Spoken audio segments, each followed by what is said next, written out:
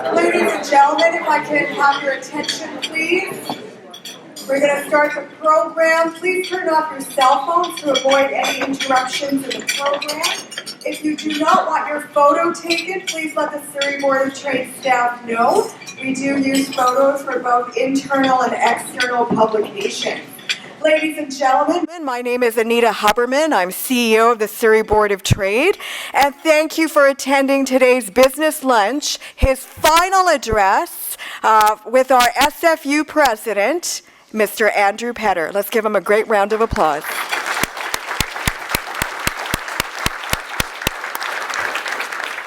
I'd like to acknowledge that the land on which we gather is the traditional and unceded territory of our Coast Salish peoples, specifically the Kwantlen, Katzie, Semiahmoo, and Tsawwassen First Nations. And events like this simply would not take place without sponsorship. We have over 100 events of the Surrey Board of Trade, and we always need sponsorship because we are a not-for-profit. So ladies and gentlemen, let's give a great round of applause to our presenting sponsor, Central City and Blackwood Partners.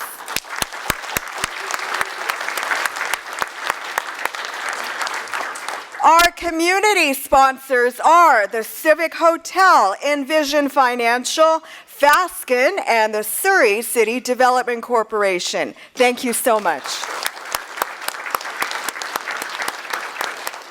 And our media sponsor, the Surrey Now Leader Media Group. A round of applause for them, please. Our City of Surrey councillors that are in the room, Linda Annis and Brenda Locke. Let's give them a round of applause. Our Surrey Board of Trade directors are responsible for the vision of our organization and the vision for our City of Surrey. Surrey Board of Trade Board Chair Doug Tennant of Unity. Vice Chair of the Surrey Board of Trade from Focus College, Baljit Dhaliwal. And then I'm just going to list the rest and then you can applaud. Jamal Khan of Jamal Khan Financial Group, Nazreen Mohammed, Business Development Bank of Canada, Rory Morgan from Hamilton Duncan, Tammy Ray of TD Bank, Sasha Ramnarine of Remedios and Company, and Dr. Greg Thomas of G3 Consulting. Now you can applaud. Ladies and gentlemen, it is all happening in Surrey. Surrey is where business happens. The Surrey Board of Trade. We are Surrey's city building business organization mandated under the Federal Ministry of Economic Development, Innovation and Technology.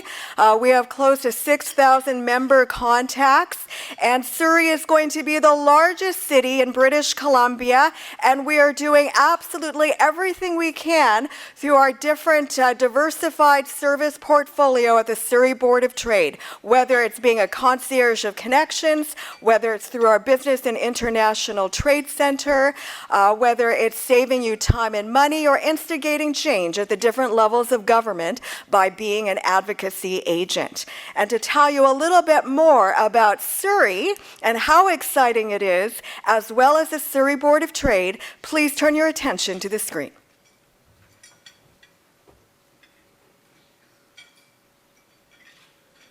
It is a fact that the economic powerhouse is in Surrey as we become the largest city in British Columbia.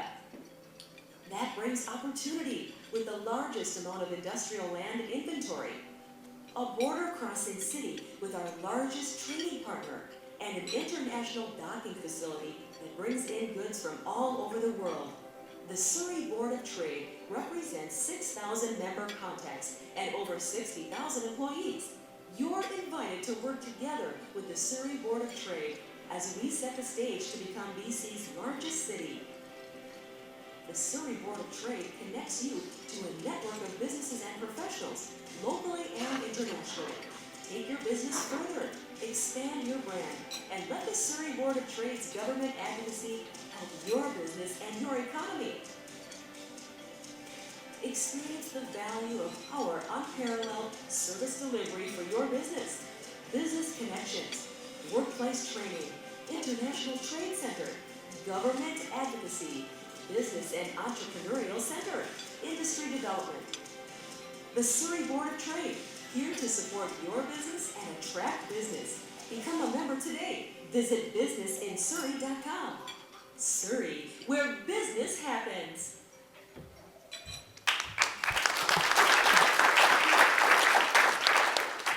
And I mentioned that the Surrey Board of Trade, we do have a Business and International Trade Center. It is the go-to place for entrepreneurial services at our office. And we couldn't, again, do it without sponsorship. So again, I'd like to thank the law firm of Fasken, the accounting firm of PwC, and the Chambers of Commerce Group Insurance Plan by S&F Benefits. A round of applause to them, please.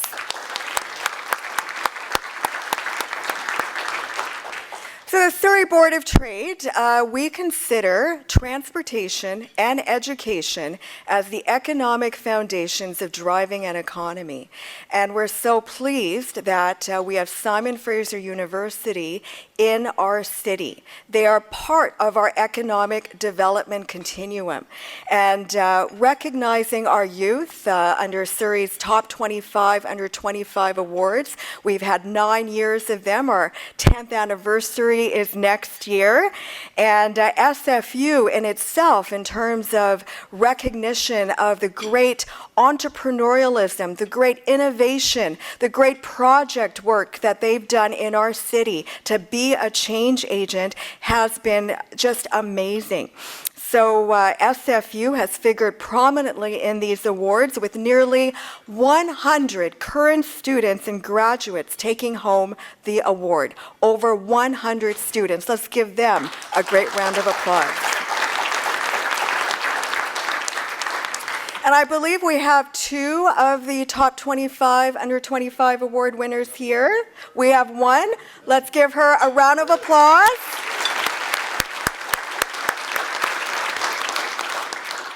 And I know President Petter is going to speak about this, but we also have just so many talented students as part of the new cohort, the inaugural cohort of the new Sustainable Energy and Engineering program, which launched in September in SFU's brand new building in downtown Surrey, managed by Steve Dooley. And really, you know, it's just amazing. That building is an icon for our downtown Surrey and for all of Surrey, for all of Surrey's town centers. So thank you so much for the work that SFU does in driving economic development for our youth. And now I welcome our presenting sponsor, Mr. Bill Rempel of Central City.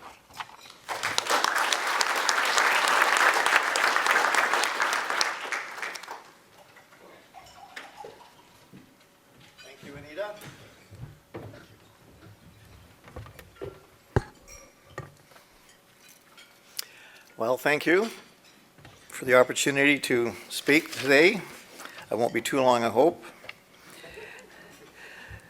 The headline in yesterday's Vancouver Sun read, "Stage set for Surrey's Quantum Leap and Launch of Computing Institute, a Step Forward Toward a Second Downtown." Big news for everybody here. Yes, Surrey City Centre is rapidly becoming Metro Vancouver's second downtown. Central City kickstarted this evolution, and along with SFU, we are very proud to be at the epicenter of Surrey City Centre. People come from all over the world to see how a state-of-the-art office building, shopping center, and university work, and it's a very successful mixed-use development. Other great projects have since been completed in our immediate area, and many more under construction or in the planning stages. Central City's 30-acre site will also continue to densify, and we'll see more office space, institutional space, and market rental residential towers in the future. Central City will continue to be the center of it all. Architect Bing Tom had this vision, and he would be very proud to witness this transition, which includes the expansion of SFU. They own their airspace parcel in Central City, and they're a co-owner with us at the property. And we are very proud of our relationship with SFU. And speaking of SFU, it is now my pleasure to introduce our keynote speaker. President and Vice Chancellor of Simon Fraser University, he is also professor in its School of Public Policy. You actually have to work, do you? From 1991 to 2001, he served in the province of BC's Legislative Assembly and held numerous cabinet portfolios, including finance, attorney general, and advanced education. In fact, I recall introducing him at a Burnaby Chamber of Commerce breakfast many, many years ago when he was Minister of Finance. So it was right after the budget was announced. Since becoming president of SFU in 2010, he has overseen the development and the implementation of a strategic vision that seeks to distinguish SFU as Canada's engaged university, defined by its dynamic integration of innovative education, cutting-edge research, and far-reaching community engagement. In 2018, he was appointed to the Order of Canada in recognition of his commitment and leadership in advancing university community engagement and higher education throughout the country. Recently, he announced he is not seeking a third term.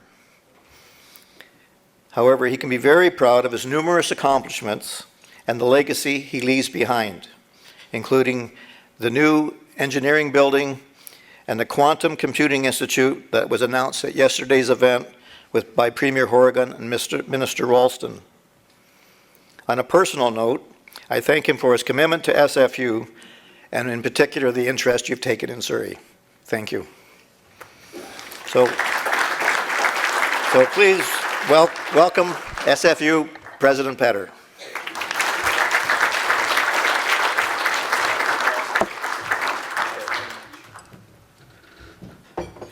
Well, thank you, Bill, for that very generous introduction, and thank you, Anita, for your kind words. I, too, would like to start by acknowledging that we are indeed privileged to be gathered on the ancestral unceded territories of the Coast Salish peoples. I'd also like to acknowledge and thank our sponsors. They include Blackwood. Of course, Blackwood, as Bill said, is a partner with us in Central City, and it's been a great relationship. I also like to thank the community sponsors, the Surrey City Development Corporation, a value partner in some of our aspirations and future plans, about which I'll say more shortly. Our third sponsor is Envision Financial, which supports a host of programs at SFU Surrey, and one of those is Community Leaders Igniting Change, or CLIC, operated through our BD School of Business, which is making just a real difference for those who might otherwise not have access to advanced learning. So thank you very much for that commitment. Finally, we're grateful for the sponsorships of Fasken, one of Canada's leading law firms, the Civic Hotel, for whom we have to thank for this wonderful lunch. Thank you. And our media sponsor, the Surrey Now Leader. I'd like to thank them all. I'd also like to acknowledge some colleagues who are here from Kwantlen Polytechnic University. Really appreciate your being here as well. Well, it's great to be back in front of the Surrey Board of Trade. It's a little daunting, this stuff about the last presentation. About Tom Sawyer going to his own funeral comes to mind. But I do want to say that in my 9+ years as president of SFU, one of the consistent pleasures has been the opportunity to come and speak to the Surrey Board of Trade and guests at this luncheon. In fact, the Surrey business community generally has given SFU your unfailing and enthusiastic support and made me feel just incredibly welcome at your gatherings and in the community generally. So first of all, thank you. As I stand to deliver my last address as SFU president, I feel more than anything just enormously appreciative for the relationship that we've forged over the last 9 years. And while I do feeling a little nostalgic about those years, more than that, I feel just really bullish about our institutional relationship going forward. As I look around this room, I know that my successor will be able to count on you for the same warm welcome, the same dedicated support that you've given to me. And I foresee another very exciting decade ahead as we expand post-secondary education and research, while contributing to social and economic development here in BC's fastest growing city, soon to be BC's largest city in Surrey.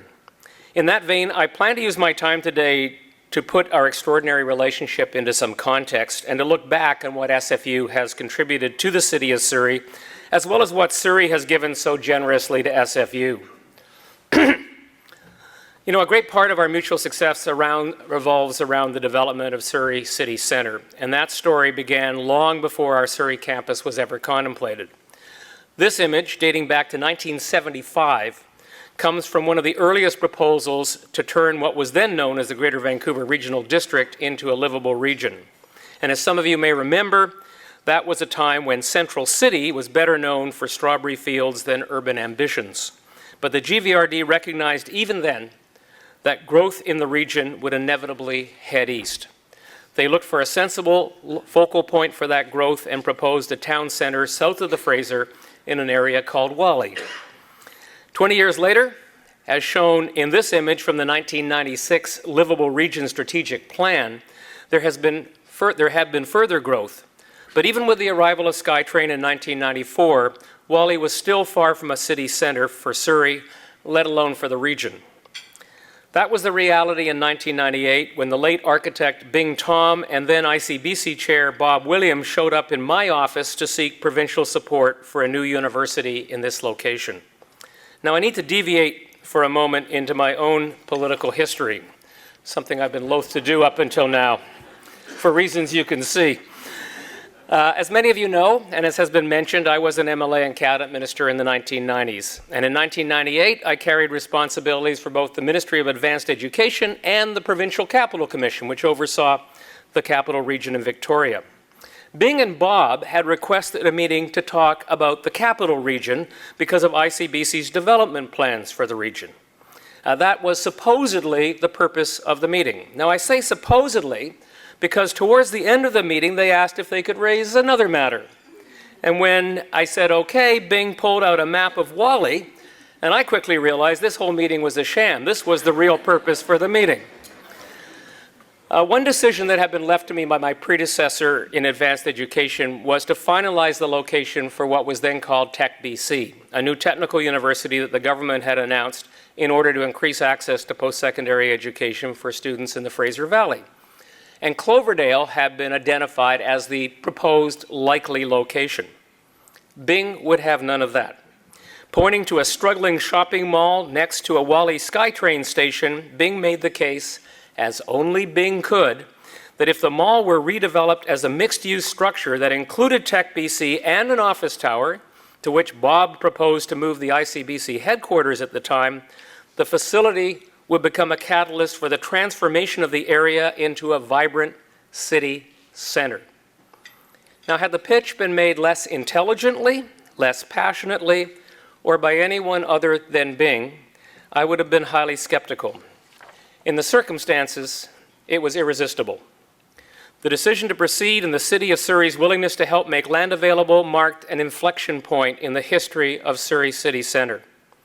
Tech BC, launched in 1999, never completely found its feet, and the proposal to move ICBC's head office to this location also fell by the wayside. But Bing Tom went ahead and designed one of the most innovative mixed-use projects on the continent, and suddenly the vision of the long-term planners started to come into focus. As an aside, Bing's concept of a mixed-use development, which ironically is probably the best of example of what architects call Vancouverism, if you can believe it, that concept and Surrey City's Central City has been heralded by none other than the great American architect Witold Rybinski, who in 2012 praised both its execution and success. And I'm going to quote here. What he said was, "The longer I walked around Surrey Central City, the more convinced I became of the profound correctness of this innovative solution." Well, getting back to my timeline, SFU entered the Surrey City Centre story in 2002 when my predecessor, Michael Stevenson, well known to many of you, was asked by the then Liberal government to take over the fledgling operations of Tech BC. And by all accounts, from SFU's first efforts to engage this burgeoning community, it was an amazing relationship, facilitated by SFU Surrey's first executive director, Joanne Curry, who's with us at lunch, and of course continued in the very capable hands of our current Executive Director, Steve Dooley. By 2006, when we moved into Bing Tom's remarkable structure, SFU Surrey was well on its way to having 2,500 full-time student equivalents, with the province promising to double those numbers by 2015. Let me re-say that. With the province promising to double those numbers by 2015. This was and remains incredibly important, for as I mentioned at the outset, no surprise to this audience, Surrey is the fastest growing city in the province. It has the youngest demographic and a continuing shortage of post-secondary spaces. Surrey School District is the #1 feeder district, not just for our Surrey campus, but for all of SFU. We need these seats to ensure opportunities for the next generation. You need these seats so that your children and other young people can share in those opportunities. Now, Surrey has also been just a brilliant partner. Our Surrey Community Advisory Council has been invaluable in helping us to engage productively and to develop relevant programs and effective outreach. And the City of Surrey's engagement has also been remarkable. I know that Surrey Council didn't decide to rezone the city core, build the central library, or relocate City Hall just for the benefit of SFU, any more than SFU decided to establish a Surrey campus solely to be a catalyst for further development. Yet all those decisions have worked extraordinarily well in combination with each other. With the relocation into Central City of the Fraser Health Authority, with the redevelopment of Innovation Boulevard as a health technology precinct, with the creation of community-oriented programs such as the SFU Surrey TD Community Engagement Center or Coast Capital Savings Venture Connection, and I could go on and name many more, what was once a declining suburban neighborhood has indeed become a vibrant urban center. Now, during my time as president, I've been both dazzled and proud of our shared success. Even when I first arrived at SFU in 2010, I could see in Surrey a working model for the kind of community engagement that I hope to support across the entire university. And in fact, SFU's 2012 strategic vision, with its goal of establishing SFU as Canada's most community-engaged research university, took its inspiration to a considerable extent from the examples and benefits of community engagement that have been exemplified right here in Surrey. As to more recent contributions, I am, of course, as I think we all are, especially proud of SFU's new Sustainable Energy Engineering building, which was again very much a collaborative effort. As many of you know, in 2016, there was a time-limited opportunity to secure federal and provincial funding for a major infrastructure project that had to be built in 2 years. So it required us to move very quickly. Surrey stepped up immediately, making land available for purchase, expediting approvals, and providing letters of support. Thank you, Vince, who's here with us today. With that assistance, we were able to secure $90 million in funding from the federal and provincial governments. Thank you to our local political representatives for urging that on, for what is, by any measure, a beautiful new structure and one of Bing Tom's last designs. Makes it all the more meaningful to me, and I'm sure to you. The province also committed funding for a new sustainable energy engineering program, the first of 3 phases of expansion that SFU had proposed in response to that long-standing promise to double our student seats here in Surrey, getting us 440 seats along the way to that 2,500 target. The new program, a first of its kind in Western Canada, will enable SFU to generate the talent and research that BC needs to be a leader in the development and application of clean technologies and sustainable energy solutions.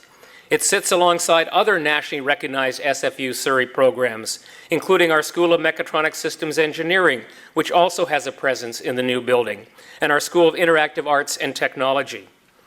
It's heartening to note that the Sustainable Energy Engineering program has attracted a cohort that is 42% women. That's more than double the average in other engineering programs and in this sector generally, giving us a population that is in both engaged and diverse.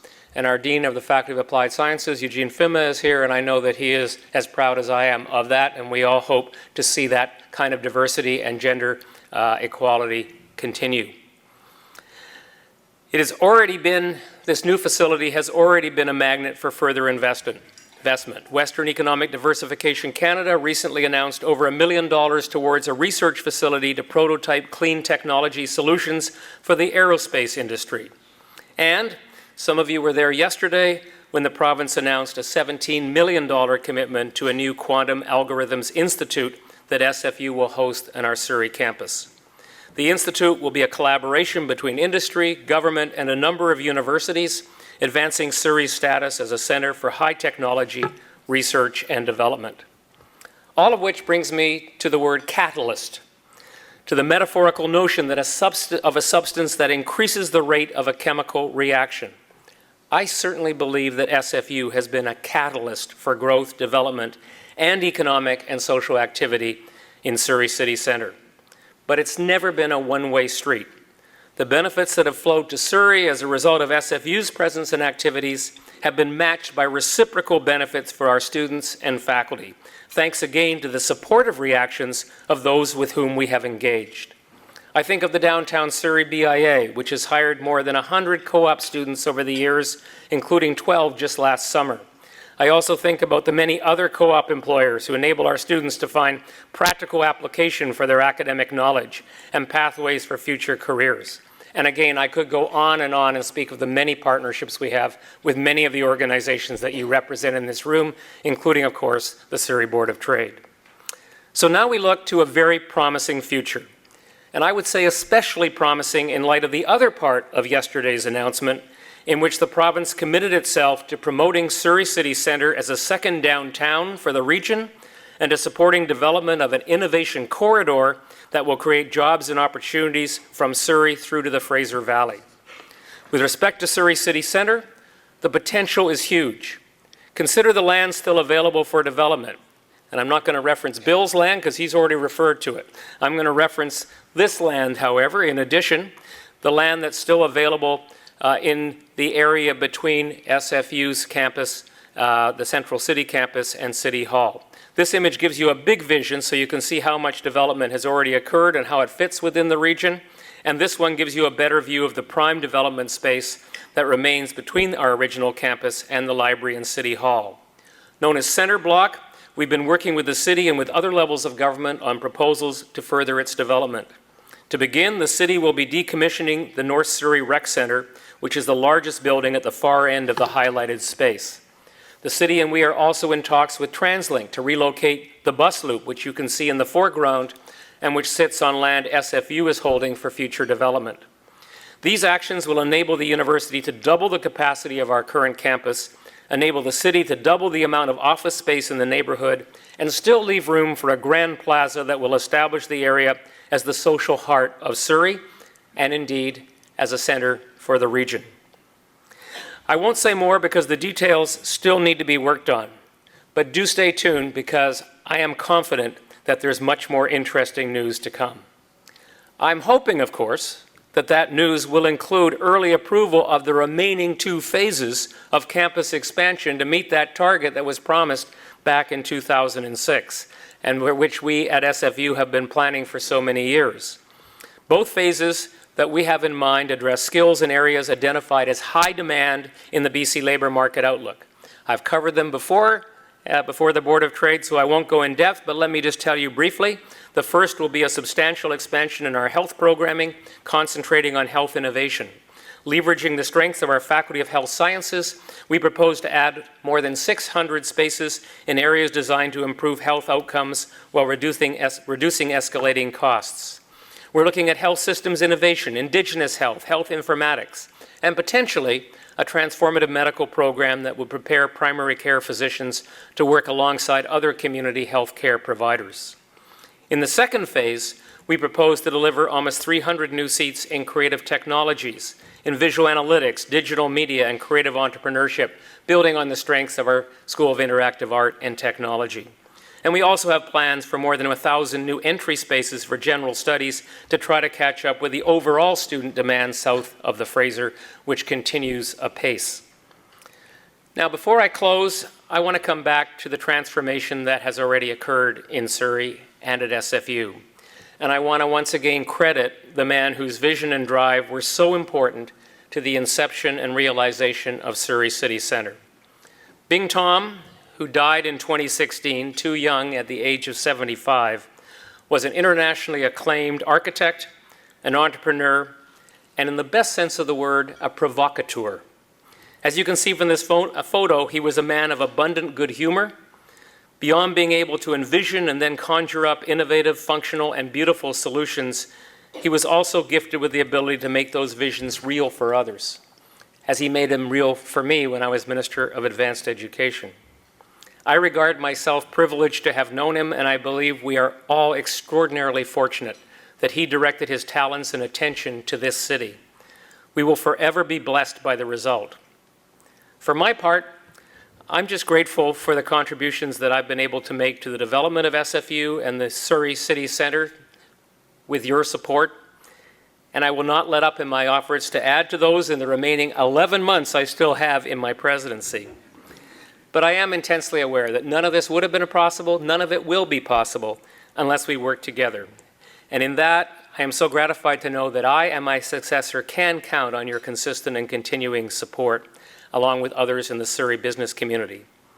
Thank you. Please stay the course. Thanks very much.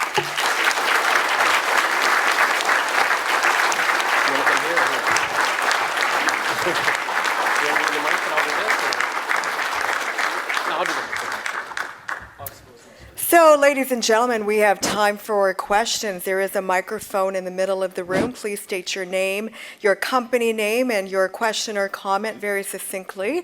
But I'm just going to start it off a little bit because we know that Surrey's population, a third of Surrey's population, is under the age of 19. And you know, we saw in, you know, this amazing event that happened last week, led by youth, a beautiful young lady by the name of Greta Thunberg, around the issue of climate change. And I just want to know your perspective, given your experience, the power of youth to impact change. Well, I think last week's event and the events in Montreal and indeed around the world, very much led by and inspired by and informed by youth, are testament to the fact that young people who have the greatest stake in the future, because they have to look at a horizon longer than I do, are capable of stepping up and really making a difference. I guess what I would say, however, and it won't surprise you to hear me say this, that their power to impact and influence change is a function as well of the educational opportunities they get. And so it's why it's so important that we give young people the opportunity to gain an education, and not only an education within the confines of a university, as important as that part of their education is, but also an education with the community, to learn how to impact communities, how communities, in fact, can be made to change direction. And that's why at SFU, we do put such an emphasis on community-engaged learning as well as classroom teaching, so that young people who do have that propensity, and many, many do, will not only have the goals, but they'll have the means to exercise themselves or to apply themselves in a way to achieve those goals. And just one more question before I turn it to the audience. We know that, well, Surrey has the most number of manufacturers in British Columbia, and many a diverse industry base. Canada itself, the top 5 economic competitiveness issues, always in the top 5 is skills shortage. And what is your perspective about addressing skills shortage, meeting industry needs to drive curriculum development? Well, first of all, let me come at it, first of all, by saying in BC, I think access to talent has become the major impediment to business growth and to economic prosperity. And so the first thing we have to do is get more students who need an education, want an education, to get the education so they can fill that talent gap. Long before we start talking about bringing more people from other parts of the world, and we should be talking about that as well, let's not forget there's a huge population base, particularly south of the Fraser, that can meet a lot of those talent needs. In terms of curriculum needs, what we've done at SFU is we have a very flexible approach to curriculum, and we allow students to find their way through to programs that are directly relevant to them, but also relevant to the business community. How do we do that? We do that by providing many pathways within the academic programs, but also offering one of the most extensive co-op programs of any university in Canada. So students can come, they can test whether the job market out there is favorable, whether the kind of job that they got a co-op opportunity in is the kind of job that they might be successful in, come back into university, adjust their program and their trajectory. And what we found, Anita, as a result of that, is students are probably much better than government, certainly better than university presidents, at predicting where the greatest need is at any given moment and where it's likely to be. And they gravitate towards that need. It's one of the reasons we've seen huge expansion in areas that are relevant to the economy. It's also one of the reasons why in our own planning, when we talk about expansion at Surrey, we're listening to the business community and the general community and trying to align our programmatic trajectory with that of the community, not just on the business side, but health innovation. The greatest demand for jobs in BC right now, according to the Labour Market Outlook, and we're going to need 900,000 new jobs filled over the next decade, is in healthcare disciplines. So it's a matter of us listening to the marketplace, both the social and economic messages, but it's also listening to students and giving students the opportunity to find the opportunities and adjust their programs and gravitate towards the areas where there is greatest need and greatest opportunity. And I know what he's going to ask. Dave? I don't recognize this guy. No, I do Thank you very recognize much, this. Andrew. First of all, I want to thank you for your service as a professor, as an elected representative, and then as the president of SFU. And I remember back in 2006 when Premier Gordon Campbell at that time announced to double the SFU Surrey by 2015. And since then, the population of Surrey has been growing by more than almost 1,000 persons per month. And, it's been a long time, almost 13 years since that commitment was made by the Premier of the province that time. And after that, we had another Premier came in, Christy Clark, and now we have a third Premier here. And the commitment is needed more to double the SFU Surrey than it was needed in 2006 because of growth in population. And if you look at the Vancouver, and it is a little bit smaller, maybe Surrey is a little bit smaller than Vancouver, and soon Surrey will be same size as Vancouver, maybe another 10, 15 years. But FTE, full-time equivalent students, and Vancouver universities compared to Surrey, there's no comparison. And even though there has been expansion, which is about 18%, so that means about 82% of the 2,500 spaces that were committed in 2005 are still needed. Since you have served on all sides, what do you think we have to really do, get the Premier and the Finance Minister to say it is really needed? And since you have served on all sides, how can we get it done so they can understand it is not a political decision, it is a decision we really need to treat Surrey and south of the Fraser fairly? Thank you. Well, thank you, Dave, and thank you for your advocacy on this issue, both in government and also in the community. You've been very consistent and hugely supportive of the need, not just SFU's need, but the need to provide more student access here south of the Fraser, whether it's SFU or KPU. But the specific goal that was set, you're right, is really way too modest now, given the population growth. However, we are still trying to use it as at least as a benchmark to get government to make a further commitment to achieve the full 2,500. We've got over 2,000 spaces to go, and I've given you some indication of the areas we'd like to see programs expand here.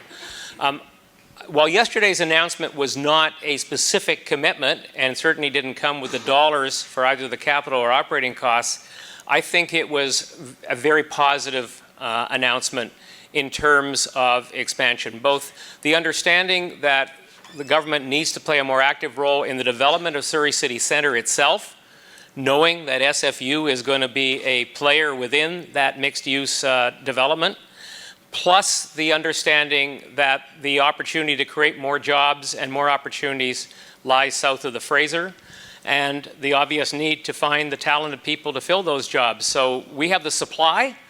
The demand is going to increase. All the indications I had yesterday when I did raise this issue, you'll be pleased to know, with the Premier and with the MLAs who were there, was that they got it, that the announcement they were making was certainly a look in favor of that direction, And I hope that I don't have to stay tuned much longer, and I hope that there'll be more favorable news before I turn in my presidential keys to the washroom. Any other questions from the audience? So one of the, just a last question for you, is we know that universities are part of the economic development continuum, but what role do universities play in addressing social innovation within a city or a region, such as addressing poverty or childcare, opportunities for Indigenous youth? Well, I think universities do play a very positive role, obviously, in preparing people who can fill disciplines that are relevant. But SFU, I think, plays a unique role, and maybe can be a little immodest here and say that embedded within our commitment to be Canada's most community-engaged university is a specific commitment to build social infrastructure, to use our facilities, our programs, our resources to try to address issues that can help to ameliorate social injustice, inequality. So I'll give you a few examples. When we do procurement now, we look at the opportunities to use those procurement dollars to strengthen local economies and particularly to benefit disadvantaged groups. Steve Dooley's been a real leader in this, in bringing in individuals into conferences and programs as community ambassadors and giving them the opportunity not only to get some part-time employment opportunities, but to make connections that can lead to full-time employment opportunities. Some of our procurement has gone to Indigenous and other organizations that are helping them to get a foothold economically. A lot of our researchers, and this is not because of the vision, but the vision actually draws from it, have been very focused on addressing social issues of homelessness, of mental health, of drug addiction, opioid addiction. But the university, I think, because of our orientation, because we believe we have a social responsibility that is at the core of what we do, I think all universities have it somewhere within their DNA to reach out and support community development and address the kind of issues you're talking about. We've put it in the core. And for that reason, everything we do goes through a lens. The research enterprise, our teaching, for example, we have co-op programs. We know co-op employers have to pay for co-op students. So we've initiated a program. We've put up some of our internal funds, and we're looking for some matching funding, if anyone in this room is interested, to place co-op students into organizations that can't afford to hire co-op students, but need them most. Anti-poverty groups, Indigenous groups, groups working in the community that could really benefit from having a talented student for 4 or 8 months, but couldn't afford it, can now get access to students from SFU because we've made that commitment. So I do think all universities have a role, all universities are playing a part. I kind of think SFU is an exemplar, and we're being looked as such both nationally and internationally because we have decided to make this a core function of what we do. Thank you so much. So before you depart the stage, there are 2 things that I want to do with you. So number 1, ladies and gentlemen, I need you to stand and pick up your refreshment that's just been served to you. Hey, that's what these are about. Yeah. So ladies and gentlemen, a toast to Andrew Petter from the Surrey Board of Trade for your commitment and your resolution to making Simon Fraser University the absolutely best that it can be, driving economic development in our city. A toast. Yes, you can.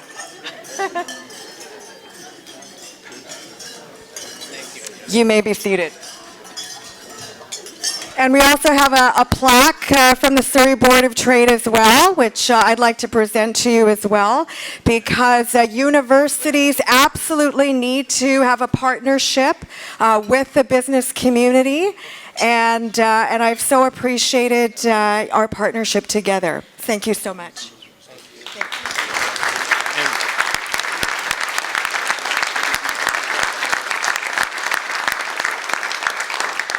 Thank you, Anita, and thank all of you. You know, people say, what's the best thing about being SFU president? the best thing by far are the relationships that I've had to form, the privilege I've had to work with incredibly committed people, to learn from you, to be inspired by you, to work with you, and occasionally to do things that benefit the community that you tell me are in the right direction. That always feels great too. But it's the working together, it's the sense of common purpose, it's the sense of community that inspires me and that I will miss the most. Share that same sense with my successor, and SFU will continue to provide the kind of leadership and contribution to this community that you very kindly have suggested to me that we've been able to do over the last 9 years. Thank you so very much. Thank you.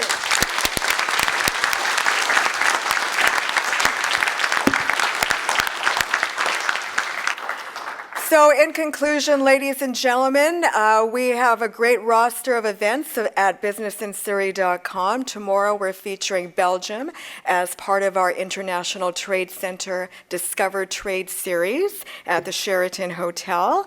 And on October 10th is our 23rd Police Officer of the Year Awards, celebrating our Surrey RCMP. October 17th, in partnership with the BC government, we are releasing our first ever Surrey labor market study and workforce strategy, and the university, both universities are a part of that, and it's going to be an exciting announcement on the evening of October 17th. Ladies and gentlemen, thank you so much to our sponsors, and make it a great business day.